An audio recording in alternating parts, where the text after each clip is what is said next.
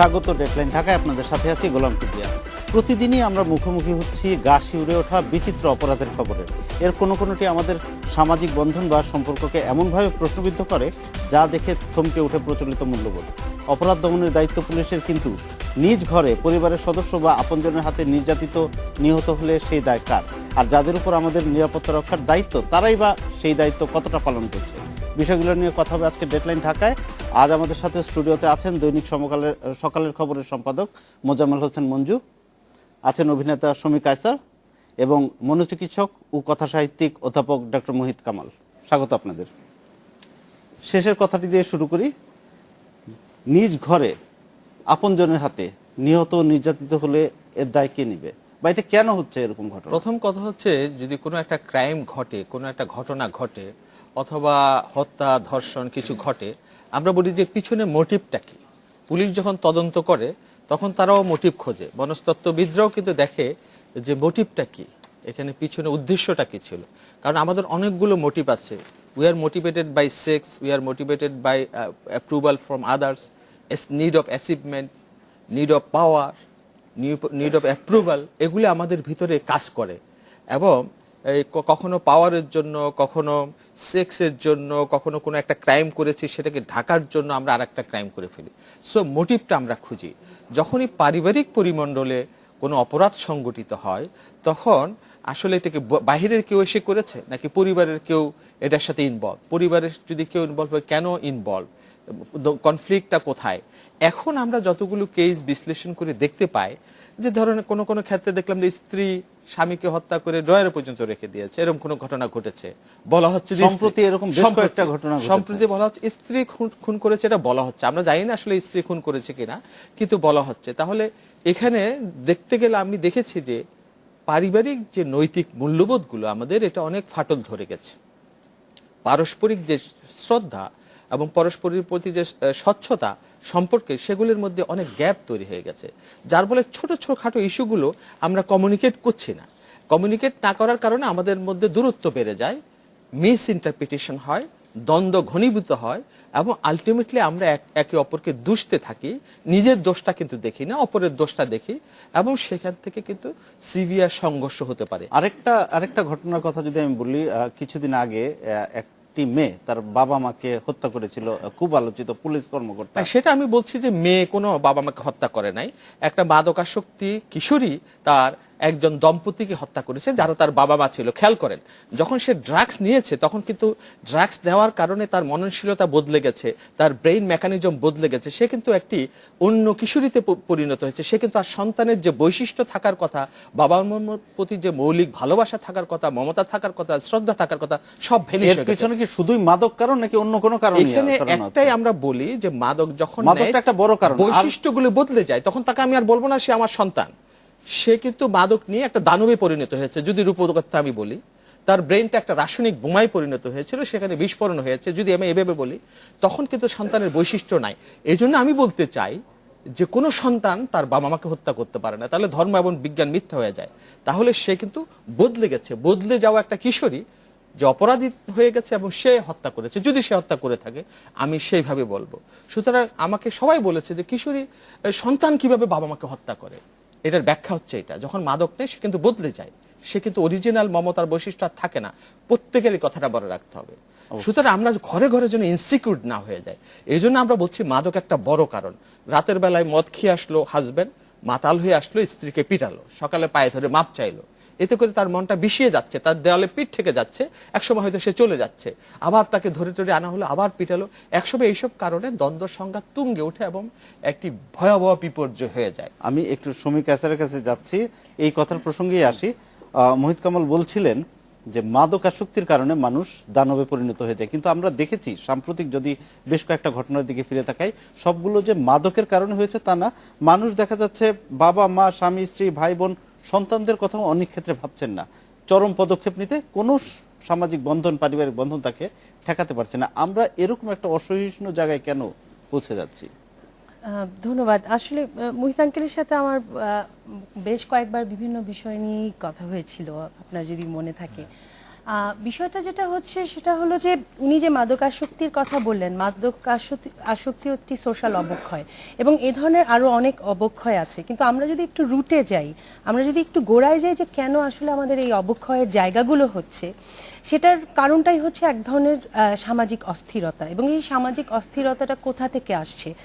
সামাজিক social safety net, অর্থাৎ সামাজিকভাবে যেই নিরাপত্তা বোধের যে জায়গাটা, সেটা আমাদের মধ্যে সামাজিকভাবে নেই, বিভিন্ন লেয়ারের মানুষের মধ্যে নেই। আমি বলবো যে অত্যন্ত অর্থ সম্পদ অর্থবান একজন মানুষও কিন্তু একটা সোশ্যাল ইনসিকিউরিটিতে ভোগে, কারণ আমার সোশ্যাল সেফটি নেটটাই আমার আসলে এটার মধ্যে কোনো আসলে যোগ সাজেশ নেই, মানে এটার মধ্যে কোনো রিদম নেই, যে কারণেই হচ্ছে যে মানুষের সামাজিক অবক্ষয়গুলো হচ্ছে, চেতনাগত অবক্ষয়গুলো হচ্ছে, মূল্যবোধের জায়গায় অবক্ষয় হচ্ছে, যেহেতু সে প্রোটেক্টেড ফিল করছে না। ফর এন এক্সাম্পল, উনি যে মাদক আসক্তির কথা বললেন, মাদক আসক্তিতে যাচ্ছে একটা অস্থির পরিবারের, আমরা যদি দেখি পরিবারের সন্তানরা অনেক সময় যাচ্ছে, বা চাকরি পাচ্ছে না, চাকরি না পেয়ে সে মাদক আসক্তিতে যাচ্ছে, রিলেশনশিপ ক্রাইসিস থেকে মাদক আসক্তিতে যাচ্ছে, বা অন্যান্য আরো ফ্রেন্ডসদের দ্বারা ইনফ্লুয়েন্স হয়ে মাদক আসক্তিতে যাচ্ছে।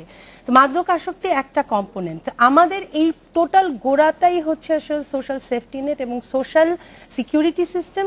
কারণ একটা ছেলে যখন চাকরি পাশ করে কিন্তু তার চিন্তা হচ্ছে যে সে কখন চাকরি পাবে। এই যে চাকরি পাচ্ছে, তার মাঝখানে নানা ধরনের এক ধরনের মানসিক জটিলতা তার তৈরি হচ্ছে।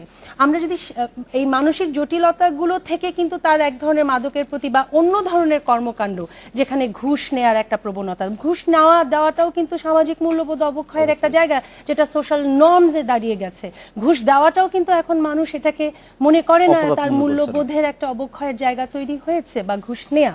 সুতরাং এই জায়গাগুলো, এই শর্টকাট মেজারগুলো নিচ্ছে কারণটাই হচ্ছে অস্থিরতাটা আসছেই আমার একটা নিরাপত্তাহীনতায় ভোগা। তারপর রিলেশনশিপ ক্রাইসিসে আসেন, ম্যারেজ, ডিভোর্স যে পরিমাণ আমাদের সোসাইটিতে বেড়েছে, মুহিত আঙ্কেল আপনি আরো বেশি বলতে পারবেন।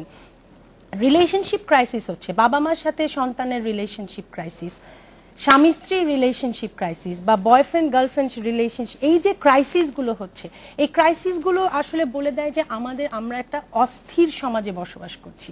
অর্থাৎ আমরা যা আছে তা নিয়ে আমরা আইদার হ্যাপি না, আমরা হ্যাপিনেস খুঁজছি, তথাকথিত হ্যাপিনেস, যেখানে হ্যাপিনেস খোঁজার কথা না, কিন্তু আমরা কিসের পেছনে ছুটছি? হ্যাপিনেস বলতে আমরা আসলে কাকে বোঝাচ্ছি? হ্যাপিনেস না পিস না শান্তি?